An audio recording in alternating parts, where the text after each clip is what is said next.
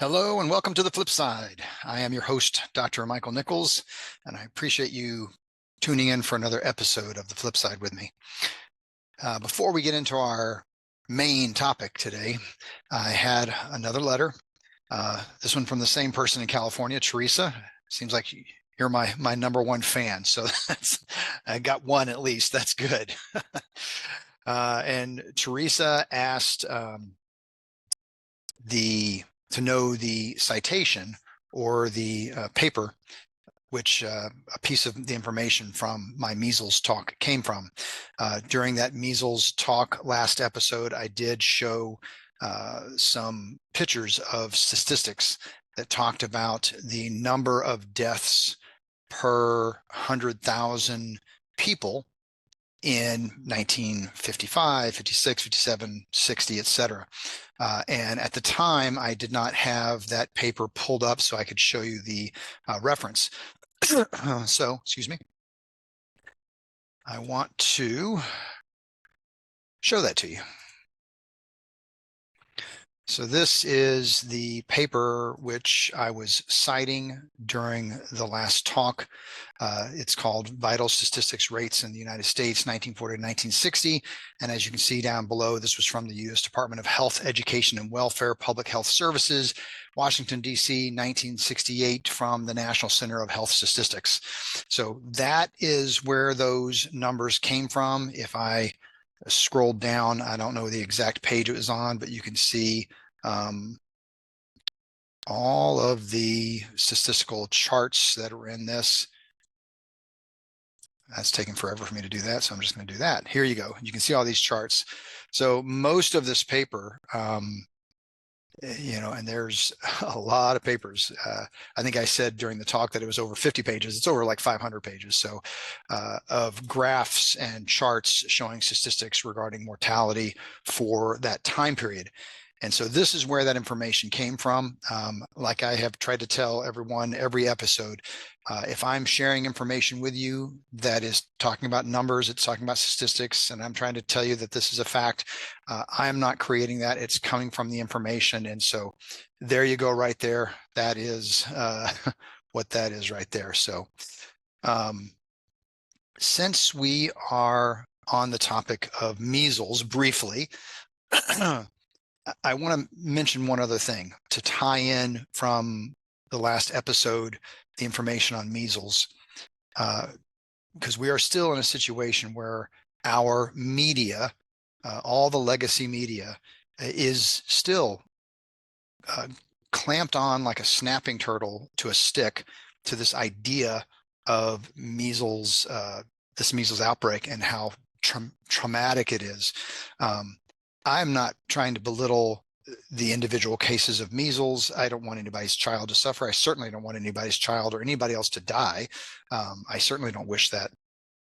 What I'm doing is trying to show everybody the reality of measles, not the fiction that the mainstream media is trying to create. The reality of measles, as I mentioned last episode, has a cyclical nature to it. And that, and I don't remember the exact number of years, it's every 3 to 5 years, somewhere in that time period, there is an ebb and a flow to the number of cases of measles. You can see that very evidently by the graph that I showed you from the CDC, which showed you the number of measles cases from, I think it was 2000 to now 2025, so over the past 25 years. And you can see that there is an ebb and a flow to that. And now we are in an ebb where, we are going up. Okay, this is part of the cycle of measles. To bring that home, and I'm not going to show this to you. I'm going to invite you to do your own dive into this, and you can do specific Google searches for this and find this information very easily. Look at the number of cases of Europe over the past 25 years. Look at the number of cases in Canada over the past 25 years, and you will see very clearly that when that rise is happening here in America, it's also happening in Canada. It's also happening in Europe. Right now in Europe, if you go back and look at the numbers in 2021, 22, the numbers were very low across Europe. I mean, we're talking 60 cases, 70 cases, very, very small, okay? But in the past 2 years, we're talking in the tens of thousands of cases. We're talking over 60,000 cases last year, over 50,000 cases this year across Europe. In Canada, right now, the media in Canada is once again doing the same thing as the media in America. Oh my God, we have a measles outbreak. And their measles outbreak is something like, I don't know, 60 or 100 cases. It's very small, but it's big in comparison to what it was 3 years ago, when it was maybe like 13. Okay. It's the same cyclical nature of measles where it ebbs and flows. Okay. We are in a peak part right now, but it seems like nobody wants to acknowledge that it comes up and it goes back down. It comes up and it goes back down. And the relative number of cases, if you look at it from America's perspective, is no higher now than it was in fact, it's less high now than it was in the last high peak, 2019, when we had over 1,200 cases. So we are not in some type of huge panic-driven well, we are in a huge panic-driven situation because that's what America media does. But in the reality of it, this is not a panic situation. It's the ebb and flow of measles. We've had a death right now this year. It's very unfortunate for that. But once again, compare it to the number of cases overall, the death rate is very, very low. If you look at Europe, when it had like the 60,000 cases, I think, and don't quote me on this exact, but the number of deaths, I think, in Europe during that time period was something like 13 out of 61,000. So once again, death rate, very, very, very low percentage. Measles as a whole is not a deadly disease that kills everybody. If you're living in an area where there's malnutrition and poor sewage and all the other environmental factors that we talked about last time, then yes, the death rate's going to go up. That has far more to do with host environment than it does with the measles itself. So that's it. That's all I'm going to say about the measles right now. We'll put that aside. But once again, Teresa, out in California, appreciate your email. I invite everyone, please send me the emails, ask me questions, suggest shows, whatever you want to do. I appreciate all of that. So let's get into today's episode and the topic for today. The topic for today is diet. Oh, that may excite some people and it may bring fear to others. And I was thinking about how I should title this. I was going to try and title it as some kind of a sneaky thing and say something like, what is the perfect diet? What is the one diet everyone should do? And the idea of doing it that way is so that I could then, as the episode goes on, switch it, turn it on its head to say there is no one diet. But I'm going to go ahead and start the show like that and let you know that. A little background. So everyone watching should already know that I am a chiropractor, that I have a long history of teaching and nutrition. I also was a personal trainer for over 14 years. That was my bread and butter back in my 20s into my 30s. That's what I did for the most part, was personal training. And talking about diet has always been a tricky subject in my head. Now, the reason being is this: in my mind, over the long history that I've been doing this stuff, I've always felt like diet is such a crazy individual thing. Now, you won't necessarily know that by listening to the pundits on the legacy media, the people that come on who have written a book or who have created a lecture series or whatever, who want to tell you that this particular diet is the diet. This is the diet that everyone should be on, and that is the most healthy diet for everyone to be on. I've never agreed with that. I've always thought that that was patently false, and it just didn't make sense. Number one, individualistically, we are all so different. We are individuals. We all have our own allergies. We all have our own genetic backgrounds. We all handle things a little bit differently. Now, that's not to say that I believe in the blood type diet. Okay, that's another type of diet. I'm not saying I necessarily believe in that. Not saying I don't, not saying I do. Just saying I'm not trying to promote that. What I'm saying is that saying that everyone should be vegetarian.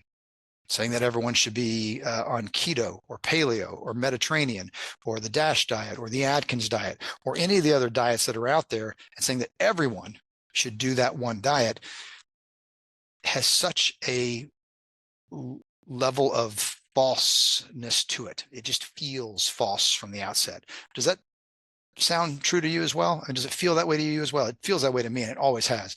So, telling someone this is exactly what you should eat has always felt a little weird. So coming up with an exact diet plan for someone has always been challenging from that perspective for me, because on a level of how it feels as far as truth to me, it's always felt uncomfortable. I've always leaned towards a diet that is more like probably paleo-ish than other types of diet. And I'll come back to talk about what paleo is and why in just a minute. But that's always been kind of where I've leaned towards. And part of that is because I have always liked looking at the actual research, looking at the history of these things, and not just what the media wants to tell me. So the media has for decades, so since the 70s at least, has tried to denigrate fats and have everybody focus on the idea of complex carbohydrates as the thing.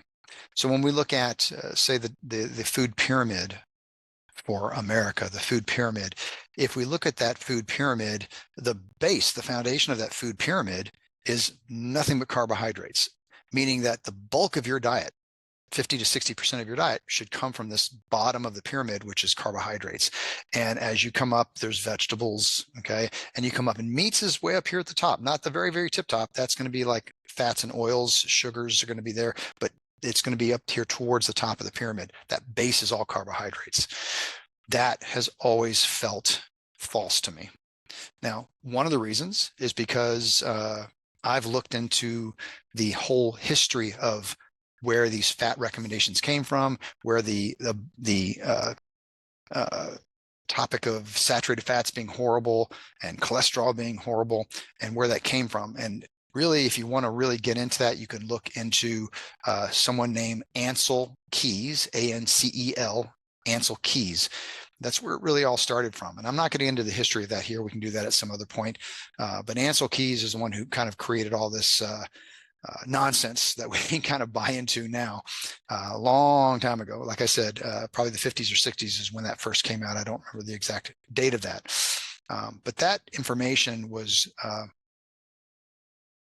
sold and received by a lot of people as some kind of truth, when there was a lot of misinformation and twisting of information in the Ancel Keys information. So we kind of have been led on this path of fats being bad from a long time ago, based on not good scientific information. Scientific information now really shows that most of that information from Ancel Keys was incorrect. Another thing that happened back in that time period was the sugar industry, and I'm going to use that as a blanket statement. The sugar industry was really pushing science, in other words, paying for research to say what they wanted it to say. All right. And this happens a lot, but the sugar industry was paying for science to show that fat was the culprit and that sugars and carbohydrates were the good guys. Okay. So a lot of your science was false and bought and paid for, lies, to try to push the idea that carbohydrates and sugars were okay and fats were bad. And unfortunately, we have a lot of people in our society that are still really locked into that idea that the sugars, the carbohydrates, really aren't the problem, it's the fats. So when you talk about a diet that is, relatively high in fat or something like that, like keto or carnivore or even paleo, you get a lot of pushback from, especially from the scientific media, who still to this day is so anchored into that idea that fats are the bad guy. So I'm not going to try and spend this entire episode on trying to dispel that. We can certainly do that at some point. But I wanted to talk about diets as a general idea. In other words, talk about the different types of diets that are out there, give a little bit of an explanation as to what each of them are if you're not familiar with them, maybe talk a little bit about the benefits of it, and then come to a conclusion to kind of wrap it up and show what I feel is appropriate when it comes to diet and where people should kind of be. Diet is not an easy subject. Seems like it should, shouldn't it? It seems like this, and just putting something in my mouth, I'm just eating. It should be something easy, something not complicated at all. But it ends up being very complicated for a variety of reasons. So let's get into talking about diet, and we're going to talk about different types of diets. So there are so many different types of diets out there. I'm not even going to attempt to try and talk about every single one of them. I mean, there's dozens and dozens and dozens of diets out there, each of them saying that they are the best one, right? Every one of the diets is saying that this is what everybody should be on. But let's talk about some of the more popular ones, the ones that are pushed by the media, either in a positive direction or they're pushed by the media in a negative direction, right? They're the ones that are talked about by especially all the TV doctors, saying that this is the diet that everybody should be on. Once again, I personally think that as soon as you hear someone saying that everyone should be on this exact diet, you got to kind of, put your hands up and say, I don't know about that. Really, everybody should be on this one diet. There are some commonalities with most of the diets, right? There are some commonalities. One of the things that you're going to find as a commonality, one of the things you're going to find is something that, yes, should be in every single diet, is clean. Just the idea of clean. If you're going to think diet, if you're going to talk diet, then the first thing we should think about is cleaning the diet. How do we clean up the diet? Okay. So getting rid of processed and ultra processed foods. That should be the backbone for every single diet that we talk about, cleaning up processed and ultra processed foods. So what are we talking about? So you've probably heard this before. There's a lot of people that have said this. The first time I heard this idea was from, of course, I'm going to totally forget his name now, Michael Pollan. He wrote a book called The Food Rules. And one of the things he talked about in that was, if you're going into the grocery store, everything on the outside of the grocery store is where you find vegetables. It's where you find meats. It's where you find dairy. It's where you find the whole grains from the bakery if you're doing that. And then it's the middle of the store that has all the processed, ultra processed garbage and crap, right?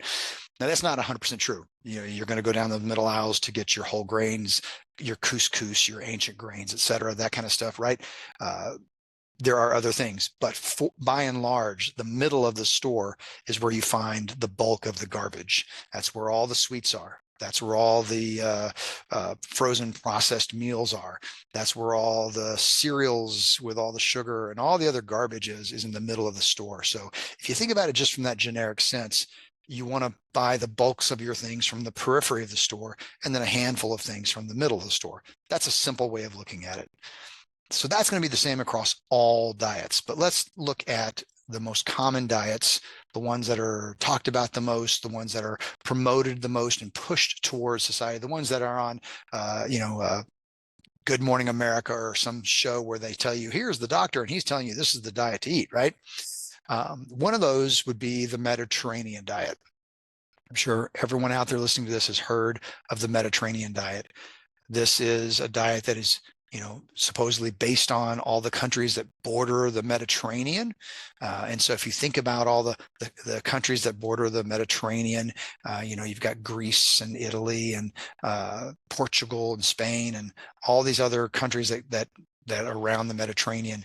You think about the types of foods you might find there and the habits of the people that might find there. But when you think about this, once again, we still go down to this idea of clean. So in a Mediterranean diet, there are some basics, okay? There's an abundance of plant foods in this diet, okay? Fruits and vegetables, obviously, whole grains, nuts, legumes, all of these things. And of course, we want to get rid of things that are processed and eat things that are fresh. If we're talking about fresh, this might also mean seasonally, okay? In other words, the summer has certain things that are grown in the summer. Those are the things you eat in abundance then. The things that are grown in the winter or the fall, those are the things you focus on then, right? Olive oil, of course, is going to be a huge component of this type of diet because, you know, we're talking about Italy and Greece, right? All these countries where olive oil is so prevalent. Cheese and yogurt and other types of dairy products consumed also, but maybe in a little bit lower amounts. Fish and poultry end up being large in this because we're talking Mediterranean, we're talking seafood, right? So we got fish and poultry. Red meat is going to be at the, once again, if we look at a food pyramid, is going to be at the top of the food pyramid, meaning less of it, okay? So infrequent red meat. Fresh fruit, okay? We're looking for things where added sugar is really not a huge thing with that. Wine is okay with this, but in moderation, right? And so these are all ideas that come from the Mediterranean idea, okay? So extra virgin olive oil, big thing. Nuts, low glycemic vegetables, those types of things, less meat, but once again, more whole grains and lots of vegetables. So this tends to be a lower fat type of diet, okay? Much lower fat type of diet, and it tends to be higher in complex grains and vegetables and olive oil. That's the Mediterranean diet. Now, once again, I'm not putting that down. I think there's lots of healthy things about the Mediterranean diet. And for some people, the Mediterranean diet could be a core type of diet that they do that's going to give them great benefit. So once again, nothing that is bad about that, okay? Nothing that's bad about that. Now, another diet that I'm going to tell you is, I think, very similar to that is the DASH diet. I don't know if anybody's ever heard of the DASH diet. The DASH diet is specifically was created as a diet for people with hypertension. So DASH actually stands for Dietary Approaches to Stop Hypertension. DASH, Dietary Approaches to Stop Hypertension. And that's another one of the diets that is given out by cardiologists primarily, is this DASH diet. DASH and Mediterranean tend to be the ones that I think most cardiologists would focus on. And, you know, once again, I'm not putting it down necessarily. I'm not saying it's bad. But, you know, the whole idea was looking at different types of research and saying, what do they feel is healthier for blood pressure? Now, here's the thing. There's science is an excellent thing. I love science and I love research. Research is a double-edged sword. From the perspective of there is lots of really good research, there's also lots of really bad research. The problem with research, and there's been lots of research papers written on this, to talk about industry, groups of people, companies who direct research to exactly the conclusion that they want. So, you know, for example, with vaccines, the vaccine company wants this product to show this result. Therefore, they gear the research and they pay the researchers to get to that conclusion. Regardless of what the evidence really shows, they want that conclusion. And so they're going to come up with that conclusion because they set it up to find this. They didn't set it up to find whatever they find. They set it up to find that conclusion. That's the type of thing that influences research in a negative way and can oftentimes influence doctors and media and other people to direct their attention in ways that are not necessarily reality. So we have to be very careful about that. So I'm not once again telling you the DASH diet is false. I'm telling you that it doesn't mean everybody should be on it, in my opinion. So the core principles of the DASH diet, similar to the Mediterranean, you're going to have lower sodium consumption. So as a whole, the big thing between that DASH diet and the Mediterranean diet, one of the big things is this reduction of sodium. So sodium reduction is a big part of the DASH diet. Lots of fruit, lots of vegetables, lots of whole grains, lots of fish, poultry, nuts, the same basic idea as Mediterranean. But one of the big things, like I said, is allowing for very little sodium. That's one of the big things, is very little sodium. So lots of similarities, but once again, limiting red meat even further, limiting processed meat even further, limiting sodium even further. That's kind of the big idea with DASH. So Mediterranean and DASH, both very similar, but once again, are going to have a lot of things the same.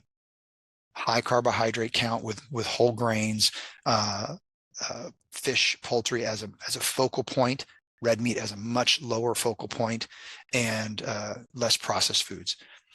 Let me say this. If you haven't heard this expression before, the SAD diet, SAD, SAD diet is the standard American diet. I love that acronym. So standard American diet, SAD, okay? And the standard American diet is very sad, okay? It should make you want to cry.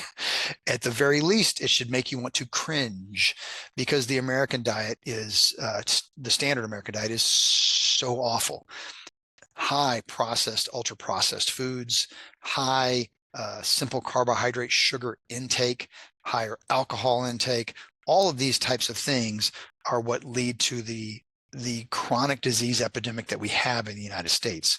And so the standard American diet, if I'm taking anybody from that standard American diet and then putting them into another diet, regardless of what it is it the Mediterranean diet?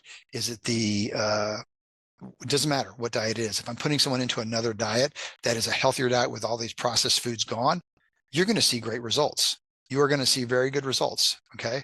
And so that's the kind of thing that you want to do. You want to see that type of result. Okay. And you're going to see that no matter the diet. If you take someone from this standard diet to this diet, you're going to see that kind of a change immediately. Does that mean that that's the diet that everybody should do? No. What that's saying is that you took someone from an unhealthy diet into a healthy diet and you saw a result. Okay. That's going to happen. And you can do that with probably any of the diets that I talk about. If you took someone from a standard American diet to this clean diet, they're going to get a great result. So you can choose any of these diets and get a great result. Does that mean you should be on it long term? Does that mean that that one diet long term is going to give you everything you need? That's where I'm going to tell you there's a falsehood. That's where I'm going to tell you that that's wrong. Okay. Let's talk about another diet. What was the next? Paleo. So when we talk about diets that are big, paleo is one of the ones that is really big right now. Okay, really big. Now, paleo, the idea of paleo was that we were going into this Paleolithic model, meaning that from the dawn of time, we ate a certain way because our ancestors had certain things around us, and this was the way we ate. I will tell you that I think there's some truth to that, but I also tell you that there's an aspect of that truth that is not being applied to this concept, and I'll get to that in just a minute. With paleo, now we have kind of, once again, putting something on its head. We're going to take those ideas of DASH and Mediterranean, and we're going to kind of turn it upside down. And now what we have is we have a focus on meat, seafood, eggs, okay? That's going to be more of the foundational part. It's going to be more down here with that pyramid instead of up here. We do have fruits and vegetables, okay? But typically we're going to look at vegetables and fruits that are a little bit lower in total sugar carbohydrate content. Lots of healthy oils, olive oil, of course, like we talked about with Mediterranean diet, but also avocado oil, coconut oil, flaxseed oil, walnut oil, macadamia oil, all these types of oils that are healthy oils. Now you hear the words seed oils, and you may hear what I just said. Well, wait a minute, he said flaxseed, and he did say macadamia and walnut. Aren't those seeds? Well, those are nuts actually. But the point being is that there are very healthy oils that may fall into the idea of seed oils. It's how they're processed and how they're created that makes the biggest difference. I'm not going to get into that as a whole conversation.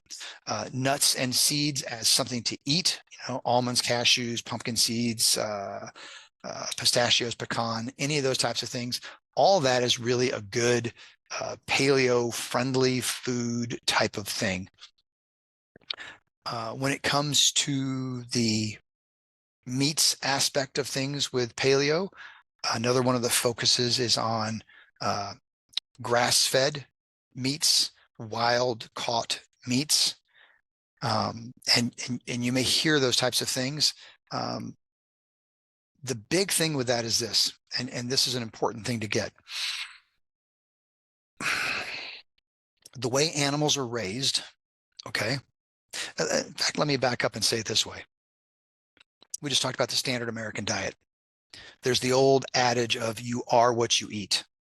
If I eat the standard American diet, which is a load of crap, if I eat that, my body essentially becomes a load of crap. To put it bluntly, if I eat garbage, I become garbage from that perspective. I'm going to be more ill. I'm going to have to take more drugs if I'm getting ill, right? So you eat bad, your body gets sick, you take drugs, and that's the cycle. That's no different with the meats that we choose. If I'm choosing beef, cattle, pork, or poultry, or anything that is being raised in a contained situation and being fed an unnatural diet. So, for example, beef. If beef is being raised in these captive areas and being fed grains on a consistent and regular basis, we get meat that is damaged. That meat is damaged. Those cows are sick. They're not healthy. It's like if you ate nothing but donuts all day and we expected you to have good meat inside of you, right? Your body would not be healthy. Eating a diet of grains as a cow as a consistent, regular basis is not what they normally do as a healthy animal. Therefore, they have a tendency to get sick. Therefore, they are given antibiotics on a regular basis and growth hormone to increase the rate of production of the meat. That growth hormone, those antibiotics, that stuff is still there in the meat. So you've got meat that is damaged from the food that it's eating, and you've got chemicals and drugs being put into the meats to make up for that. And this is what the standard American diet is focused on, is meats like that. So when you choose grass-fed meat, in other words, a cow that roams, which means it's getting exercise, it's eating a natural diet, all the different types of wild grasses that would normally grow in an environment, that cow is going to have a healthier meat, okay? Same thing with any other animal. So if it's a chicken that's raised in a barn where they don't see any sunlight, they don't even get to move around much, and there's 10,000 chickens in a place that should be only big enough for maybe 2,000, you're not going to have healthy chicken. But if you have chickens that are allowed to roam freely and to peck at the grass in the ground and eat the bugs and the worms and things like that and eat the way that they're supposed to, you're going to get a healthier product. This goes with any type of meat. And so paleo focuses on that. Another diet is carnivore diet. Now, you may or may not have heard of the carnivore diet. Carnivore diet is taking paleo, which allows a little bit of grain, okay? Ancient grains preferably, ancient grains being things like quinoa, amaranth, millet, buckwheat, those types of things. Those are ancient grains. Those are grains that have a lower complex carbohydrate profile and a higher protein profile for a grain. In other words, the way that it acts your body as far as inflammation and sugars is going to be far lower. Carnivore diet eliminates even that. Now you've got meat, fish, eggs, and a little bit of dairy. It excludes all fruit, all vegetables, all grains, all legumes, all seeds, all nuts, all that goes out the door. So essentially all you're eating is meat. Now, I'm not on the carnivore diet right now, but right now, the snack I brought with me today is this Epic bar. It's essentially a piece of meat. Okay. I tend to eat towards that direction anyway, more paleo, more carnivore, that type of thing. And so that's my snack. Okay. So that I'm grabbing that instead of a muffin or chips or something like that. So carnivore diet, once again, eliminates all those things. You may have bone broth, right? Bone broth could be part of that, but you're going to have lots of meats. There's a focus on, once again, clean meats, grass-fed, wild-caught salmon or things like that, and also organ meats. Organ meats would be things like, kidney and liver and those types of things. If those organ meats are coming from grass-fed sources, from clean sources, organ meats are incredibly nutrient dense. The quantity of vitamins, especially fat-soluble vitamins, A, D, E, and K, B vitamins, very, very rich in these types of things, like loaded, like crazy loaded. So grass-fed organic liver is a superfood. It's a superfood. It's amazing. So paleo diet, once again, you're focusing on meats and things like that, but you also are allowed to have a portion of grains, okay, in the paleo diet. And those would also be, things that are more like ancient grains, okay, ancient grains for that.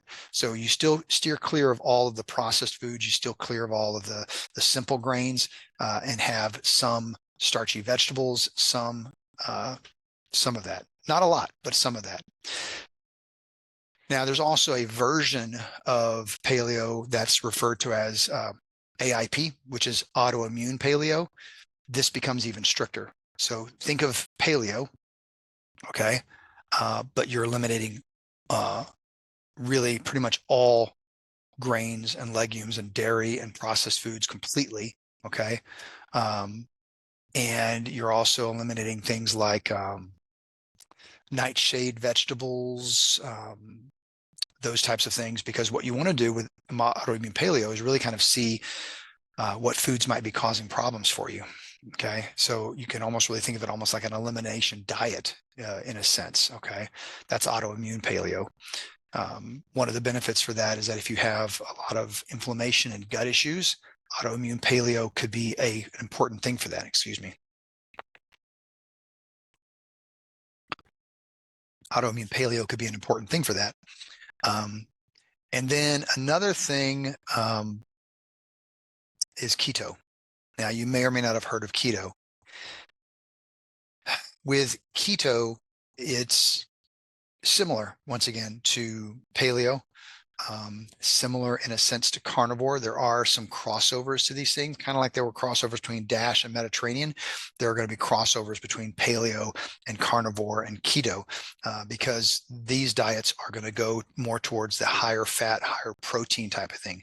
Keto is definitely about fats. In the standard American diet, or even in the DASH diet or Mediterranean diet, you are focusing on carbohydrates as the key energy source for your body.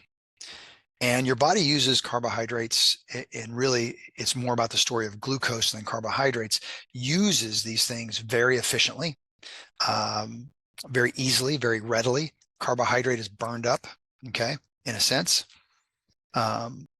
And for most people, they've trained their body to be carbohydrate burners, if you want to put it that way.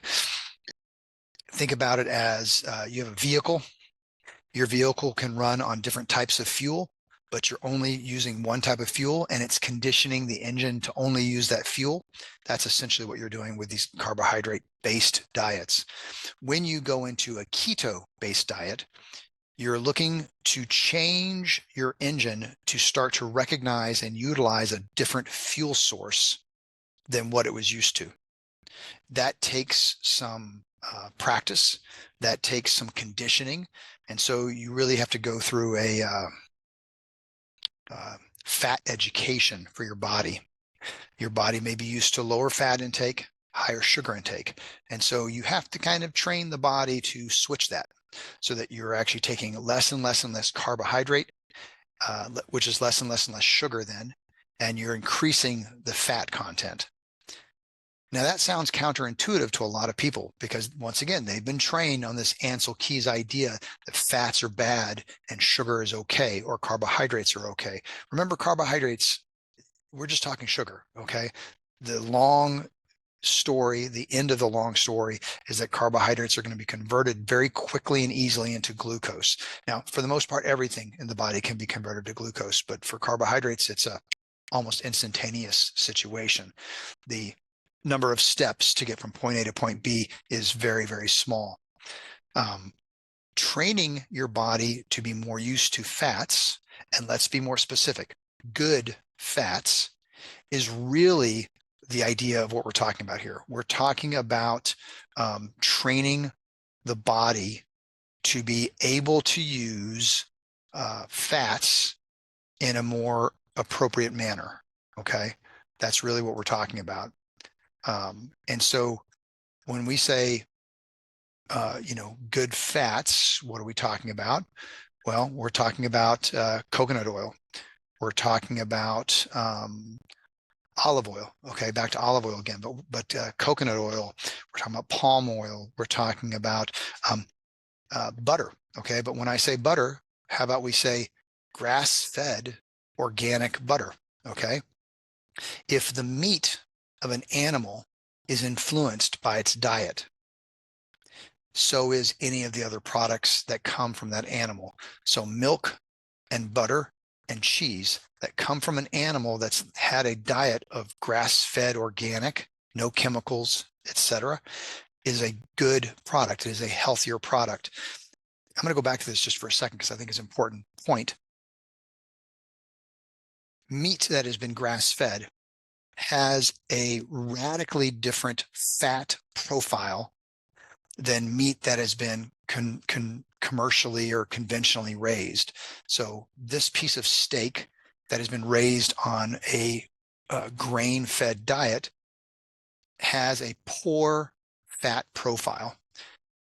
When you compare it to this steak that it comes from a animal that has been raised in a humane way, also in a grass-fed way, the fat profile is very different and far healthier. Okay. And so eating grass-fed, eating organically raised butter is the same type of situation. We are trained, we have been force-fed, if you want to use that pun, to think that butter is automatically a bad thing because of saturated fat. But once again, grass-fed butter has a different profile for its fat and can be part of a very healthy diet. Conditioning the body to get used to fat, beef tallow, lard, once again, all grass-fed, coconut oil, olive oil, etc. These fats on a more regular basis conditions the body to switch from using glucose as its primary source of fuel to something known as ketones. Ketones are a byproduct of fat metabolism that the body can actually use to create ATP, which is our primary source of fuel in the body, our only source of fuel in the body. And a lot of times what you do is you measure the blood to see if you are in a state of ketose, meaning ketosis, meaning you want to see how many ketones are being produced. So your ketones should basically be around 0.5 on a ketone measuring device to say that you are in a state of ketosis. At that point, your body is utilizing fat to create the ATP as opposed to focusing on glucose. That's the idea of nutritional ketose. So you're thinking about calories from fat now being somewhere between 60 to 85% of your diet. Okay, 60 to 85%. So the fat is down here at the bottom now.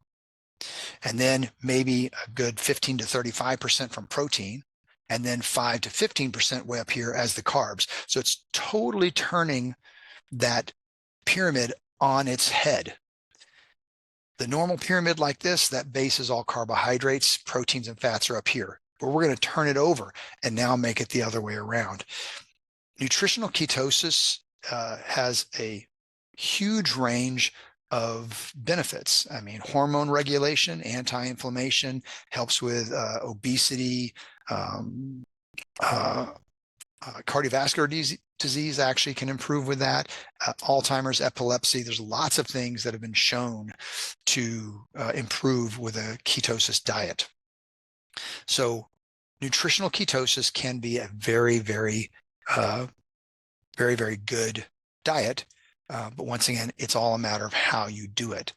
So that is a broad explanation of a lot of different diets. Now, one thing I left out of that would be vegetarian diets, vegan diets. Okay, vegetarian is someone who doesn't eat meat. A vegan is someone who eats no animal product at all. In other words, a vegetarian might eat something that had gelatin in it, for instance. Gelatin is almost 100% of the time coming from an animal product. So if there's gelatin in a product, even though there's no meat in the product, there's still animal product in the product. And so a vegan eschews all of that. They say, I'm not going to touch any kind of animal product whatsoever. A vegan will typically not eat egg. A vegetarian might actually eat egg. You'd call it an ovo-vegetarian, okay? If they drink milk, it's a lacto-vegetarian or a lacto-ovo-vegetarian. The main idea is that a vegetarian is trying to avoid eating animal products, and a vegan is avoiding anything from an animal whatsoever, not just the meat. Could there be benefits from a vegetarian or vegan diet? Yes, absolutely. I am not a huge fan of vegetarian or vegan diets. I think there's a lot of things that are missing in those diets. And yes, you can do it in a healthy way. Okay, you can take more coconut oil to help give you the saturated fats, the healthy saturated fats, since you're not getting butter, for instance, and meat. That would help give you those fats. So you definitely want to have coconut oil and some of these other healthy oils as a more of a center point of your diet, so that you're getting the good essential fatty acids and the good saturated fatty acids, because those fatty acids are so important for your cellular membranes to be healthy. You have to have that in there. A lot of vegetarians, not all vegetarians, so don't attack me. A lot of vegetarians that I have known in my life feel that not eating meat is healthier. And so therefore, if they're not eating meat, they're healthier. But when I look at their diets, they're not eating a healthy diet. They may not be eating meat, but their diet as a whole is processed, ultra processed foods, lots of refined sugars, lots and lots of carbohydrates, which are turning into sugars in their body. That diet is creating cellular inflammation and is causing and driving ill health. Now, when a person is choosing this based on religious reasons, I'm out of the conversation. That is a process of faith. They're choosing this based on religion. I'm not going to even touch that. Whatever. That's your choice in that. But if you're basing it based on what you think is a healthy choice, if the only reason you're eating vegetarian or vegan is based on the idea that you think it's healthier, that's where I would tell you to do some deeper research, some much deeper research, because I would tell you that if you really did that research and a deep dive, you'd find that that's not really the complete story. If you're doing it for religious reasons, if you're doing it because you just don't want to harm animals, that's a conversation I'm not willing to get into, because that's just your belief system that is like that. And I can't tell you that's wrong. It's your choice. It's your belief system. But when you're doing it based on what you think is nutritional, that's where there's an error that I would say is coming up in the information. Meat can be incredibly healthy. In fact, I think it's one of the healthiest things to eat, especially if we're talking about, like I said, organically raised, pasture raised, grass-fed organ meats like liver. Incredibly healthy. So here we have this overview of a lot of the basic diets. Okay. So now we come down to the crux of the situation, the crux of the conversation. Okay, Dr. Nichols, you've told me all this stuff. What should I eat? Here is the hard part. Here's the part that we go back to the beginning of this conversation that I always had a hard time with. back in the early days of my education and back in the early days of my working as a personal trainer, a nutritional consultant, a chiropractor, a functional medicine doctor, all of those things, I didn't have the language that I have now for describing and talking about what to do with these diets. One of the very first people that I ever heard talk about the concept that I'm about to start talking about was someone named Dr. Daniel Pompa. Dr. Pompa is a chiropractor who's done decades of teaching other doctors about nutrition and cellular health. His big focus is on creating health in the cell as the foundation of health in general. You've heard me talk about that. I've always talked about that as long as Dr. Pompa has, but I didn't have the language. He was able to give language for me, which I so appreciate, because it really put things into a perspective that I didn't have before. I've had the privilege of listening to him talk on many occasions. I find his brain impressive. How's that? He is one of those individuals that has facts, figures, and information right there. Boom, boom, boom, able to throw that out at you regarding a myriad of issues and be so dead on with that information. So I encourage you to look up his information, Dr. Daniel Pompa. The concept that he brought to me, okay, unbeknownst to him, was this idea of diet variation. It's a concept that I always had in my head, okay, but it was something I didn't have the languaging for. And so the idea being this, and in fact, let me take a step back to something I mentioned earlier. I talked about paleo being this idea of going back to our Paleolithic ancestors and how did they eat? And because they ate this way, this is the way we should eat, right? There's some truth in that. But here's the problem with that truth. If we went back to our Paleolithic ancestors, do you think they ate the exact same diet every day, every month, every year, every season? Did they eat the same things? You know, this season, there may have been a really harsh winter or harsh summer or floods or storms or something that changed the landscape of the food that they were trying to eat. Let's say there was a harsh winter and animals were scarce, okay? Or it was winter and there's no crops or things to eat. What they eat is going to be different. And so one season they may be eating something that's more like a carnivore diet where it's nothing but meat, where the only thing they're doing is catching and eating meat, right? And that's it. And maybe another season, there's such abundance of berries and there's root vegetables and things that they eat, right? And so there's not one diet that our Paleolithic ancestors ate. That doesn't even make sense. There's no way that they ate one way all the time. It wasn't until modern times that we could have this stable ecology of food where we get access to the, you know, it's the dead of winter, but I can get a pineapple, right? It's the dead of winter, I can get a watermelon. These things don't exist in winter, but we can get them, right? I can get meat all year long, no matter what. Do I want lamb? I can get lamb. Do I want bison? I can probably find some bison somewhere. I can find the meats that I want, the vegetables that I want, the fruits that I want year round constantly.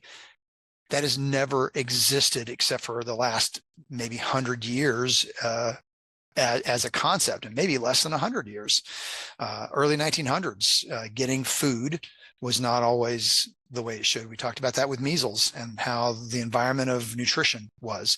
And so we're only talking maybe the last 60 years, 70 years, 80 years, you know, probably not even the last 100 years that we've had the stability of food ecology that we have now. And so we've never had this ability to eat this exact same diet constant all the time as you had been told that our ancestors did that. You know, in fact, our ancestors would have gone through periods of feasting and famine Okay. Times when they had nothing to eat, and times when they had such an abundance that they would just, act like gluttons and just stuff themselves. Right. And so not only was the ratio percentage of things that they ate different, more meat, less carbohydrates, more fats, less whatever, that percentage changed, but also the quantity of those things changed. In that is the concept of diet variation. And once again, thank you to Dr. Pompa for making that concept clear in my mind for the first time, something that was always there, but didn't have the words to put it into. This idea of diet variation is what makes total sense.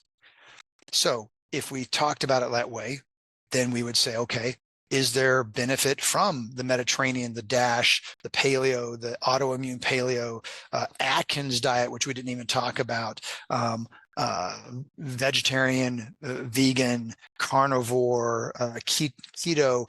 Are there benefits with all of those? Yeah, you could probably talk about benefits from every single one of those. Does that mean you should lock yourself into that diet as something you do for the rest of your life?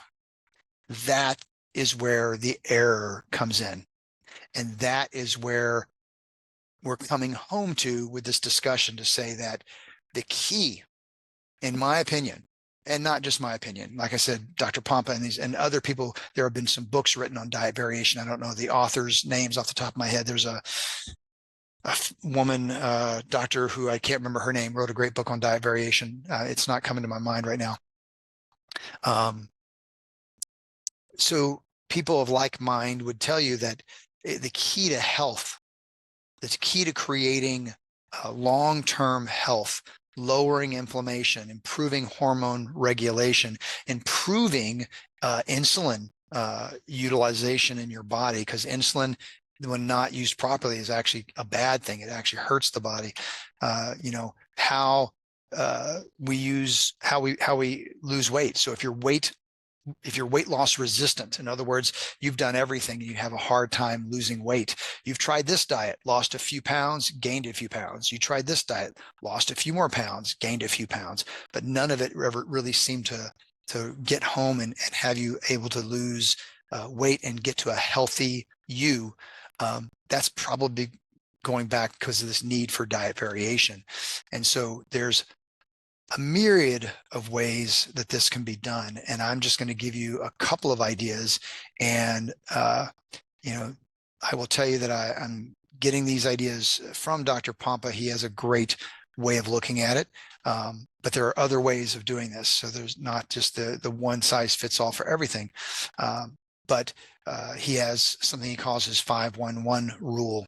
And in the 5-1-1 rule, there's 5 days per week following something like a ketogenic diet. Okay. And then 1 day, so 5 days, like let's say ketogenic, and then 1 day a week would be a feast day. Okay. And 1 day would be a fast day. So in 7 days, 5 would be ketogenic, and then you'd have 1 feast, 1 fast. In that feasting day, it's not a matter of saying, I've done really well with this keto for 5 days, so now I'm going to eat nothing but pizza and beer for the whole day and feast on that. It's a matter of saying, what healthy things can I allow myself that I did not allow myself over here? So maybe having healthy carbohydrates, higher carbohydrates, more legumes, more fruits, okay, things like that, things that would typically be restricted over here in these 5 days. I can feast on those here, okay? And then on the fast day, how you do that fast could be different too. You could do, a water fast, but you could also do something else. You could do more like an intermittent type fasting. Intermittent fasting is an excellent idea. I think fasting can create lots of great changes. People have some, I think, big misconceptions with how to do fasting, but think about it this way. If you had your last meal at, let's say, 7 o'clock at night. Okay. 7 o'clock at night. So 7 p.m. to 7 a.m. the next day, that's 12 hours. So you've just fasted for 12 hours. Now, a lot of people don't think about that because they're like, I'm asleep. If I'm fasting, that means I have to be awake. So the time that I'm asleep doesn't count.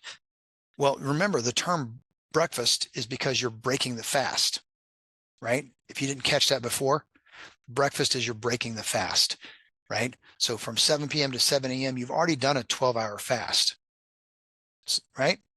Okay, think about that. Now, you can extend that out. So instead of having your breakfast at 7 a.m., 12 hours, let's have it at 9. Now you've done a 14-hour fast. Maybe instead of that, you're going to do it at 12, okay? Every time you push that back, you're extending that fast period. So 7 to 7 is 12, maybe push it out to 14, maybe push it out to 16 hours, okay? Maybe you go from 7 p.m. to 7 p.m. That's a 24-hour fast. There's different ways to do that. And there are benefits to fasting that help your body in numerous ways. And we'll do an entire episode on just fasting. I think it's a fascinating topic. It's something that, I've used, but I will tell you that I think there's lots of things that can be used with that. So one of the things, if you're going to be doing, a ketosis type diet along with this, is you have to really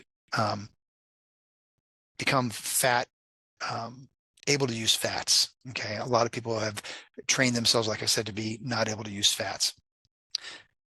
The key point to this conversation, the key point that you take home from this episode is that there are lots of benefits from lots of diets. There is no one size fits all. There is the Mediterranean diet or the DASH diet, which a lot of medical doctors, especially cardiologists, would tell you is the healthy diet to be on. Is not wrong, but it's not right. There are benefits from other types of diets. Doing a ketogenic diet, doing a carnivore diet sometimes, doing the paleo diet.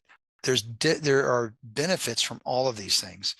One of the key problems is staying within the same diet for extended periods, for long periods. I know people who've been on keto diets for many years straight. I know people who've been on vegetarian diets for, most of their life. And the problem with that is your body gets used to these diets very quickly.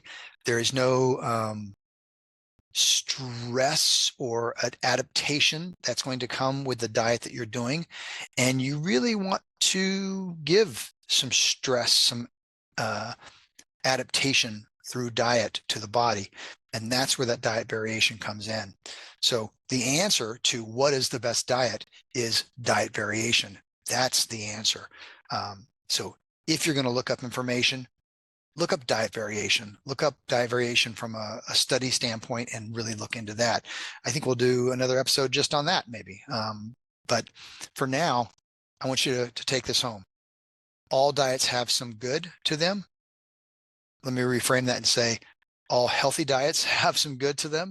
The standard American diet has no good to it, except for the fact that it's sustaining your life temporarily while it degrades your health. But otherwise, it's not healthy. Any organized dietary system that moves you away from that standard American diet is going to give you health benefits. So the first thing is cleaning out your diet.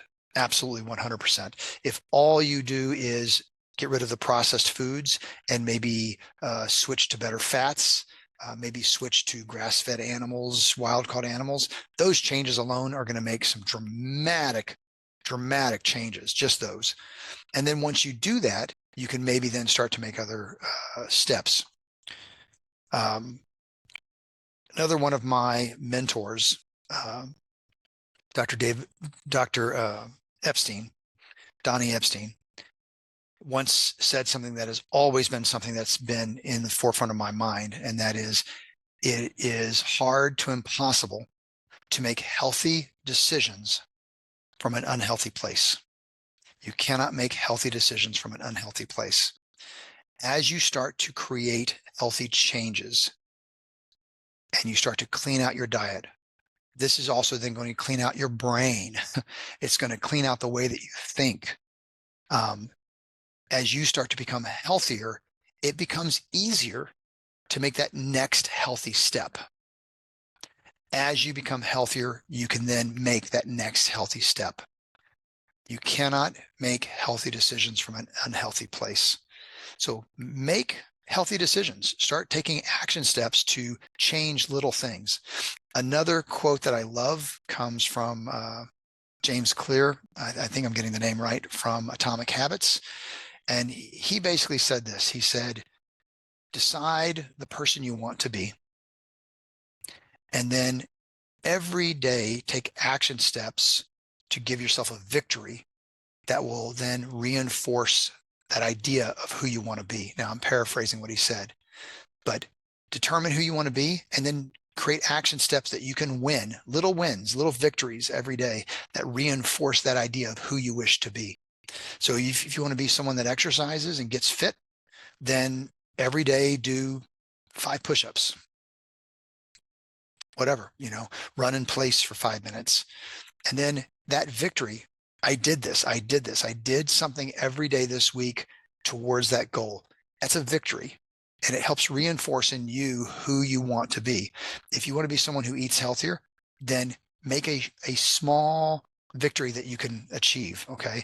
I'm going to switch the bread that I eat to a healthier bread. I'm going to change the cereal that I eat, get rid of the sugary cereal and change it to a lower sugar source of cereal. I'm going to put 6 sugar cubes in my coffee instead of 10. Any of those things are victories. Okay. I'm going to eat less processed food. I'm going to start taking a salad to lunch at my office as opposed to eating out at McDonald's. These are small victories, but these are good victories. So take them as victories, own them as wins, and let that reinforce who you want to be. And that'll give you that healthier perspective that allows you to make healthier choices. All right. I hope that this episode has given you tools and information that are going to help make your life better. So until then, until the next episode, I'll see you on the flip side. Bye-bye.